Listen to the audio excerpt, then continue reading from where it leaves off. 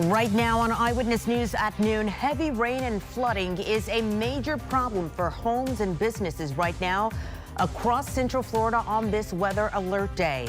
Severe Weather Team 9 is on the coast where high tide is also impacting the area. We'll check in with them throughout the hour and throughout the day here on Eyewitness News.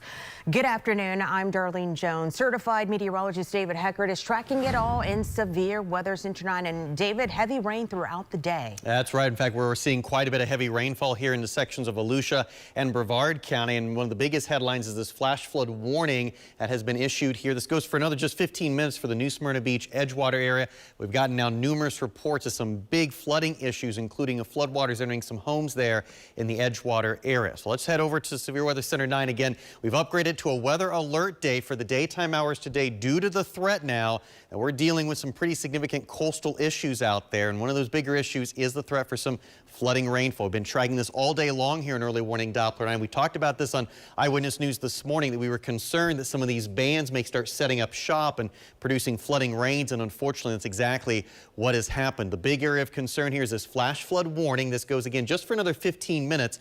The good news is the really heavy pounding rain has ended. The bad news is the damage has been done in this area. Look at these 12-hour Doppler radar estimates. You can see anywhere from 3 inches of rain in the New Smyrna area to over 7 inches of rain right along A1A in the Bethune Beach area. So hence why we're having some flooding concerns there in eastern Volusia County. That rain band has slid down towards the south, so you can see some heavy rainfall Titusville into the Port St. John area, but we have a flood advisory here for another 45 minutes until 12:45. And down into parts of Brevard County, where you've just been dealing with almost nonstop rain for the last hour or so, and that includes the heart of the Melbourne area. So we have a flood advisory now basically for the majority of central and southern Brevard County. That goes all the way until 2 o'clock. Flood watch remains in effect for Volusia and Brevard counties. That goes until 8.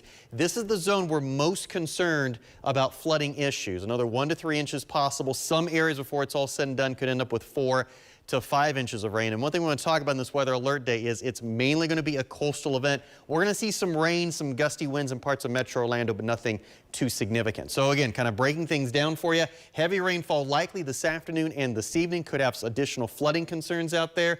Tidal flooding, which was a big issue in the last hour. Another cycle of that arrives late evening through the weekend. And gusty coastal winds as a nor'easter begins to develop. A lot to get through. We'll have the update for you, Darlene, coming up in 15 minutes. All right, we will check back in. Flooding is an issue for some areas along our coast, as you just heard. This is flooding here in the Edgewater area of Volusia County. Channel 9 Volusia County reporter Demi Johnson is monitoring it all from the Florida Shores neighborhood. And Demi, it looks like they are already seeing at least some flash flooding in the area.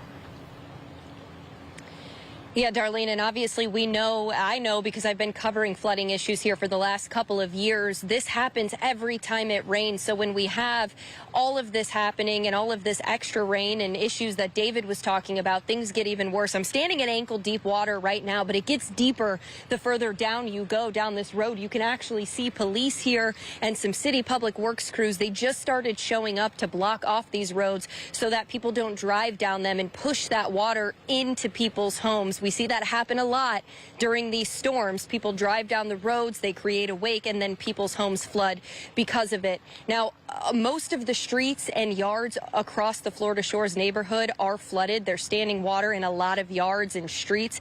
I am talking to the mayor, though, and public works crews here in Edgewater. I've been texting with them over the last hour or so. There are some homes with water inside. I heard on Cheetah Drive. I heard on West Pine Bluff Street. I have to go check out those areas after this to see how much or how significant it is. But I do know that they are out here assessing right now to see how many homes have water inside and how severe that damage is. We'll check back in with you guys at 12:30, Darlene, and let you know exactly what we're seeing out here. But again, we do have flooding issues here in Edgewater. This is something people here deal with all the time, and it's just going to get worse over the next couple of hours here. Live in Edgewater, Demi Johnson, Channel 9 Eyewitness News. And just a few miles away from Edgewater, take a look at this. New Smyrna Beach dealing with high tides that could impact homes and businesses on the coast already. Again, dealing with flooding from just everyday rains. In about 10 minutes, Channel 9's JJ Burden will bring us a live report to show us the impacts there. And we continue our live Severe Weather Team 9 coverage this afternoon in Brevard County, still along the coastline. This is a live look along Cocoa Beach. Take a look at the rough surf out there on the ocean waters. Channel 9's Melanie Holt is live just south of the area in Satellite Beach. And Mel, you met up with the county this morning to figure out how they expect to deal with all of this potential flooding.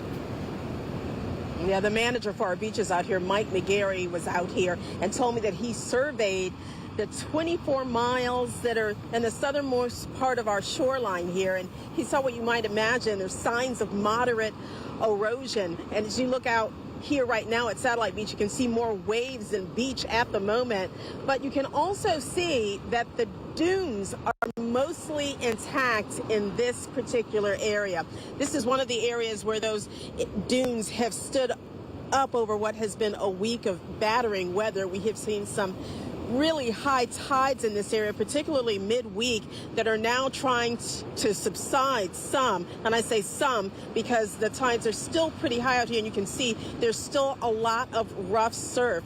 But Mike McGarry did tell me that if we can just get a week of calm weather, that would be enough for some natural recovery out here along our beaches. Of course, there's another cold front coming this weekend, something else he'll be keeping an eye on. Those north and northeast winds could also come and cause some more erosion issues here in Brevard County. But he said he is cautiously optimistic that these beaches will continue to weather what we're seeing out here at the moment. But he said, of course, you know, the beach is one thing, swimming out here is another. This isn't exactly great beach weather for those folks that might be coming out to visit. You might want to think twice. We're live here along Satellite Beach. Melanie Holt, Channel 9 Eyewitness News. All right, Mel, we will continue to check back in, and we will, of course, continue to monitor the heavy rain and flooding on this weather alert day. We will continue to bring you live updates on the weather impacting your neighborhood. You can also track it all by downloading our free WFTV weather app. It is available in the Apple App Store or Google Play. It's also a good way to get alerts on a day like today.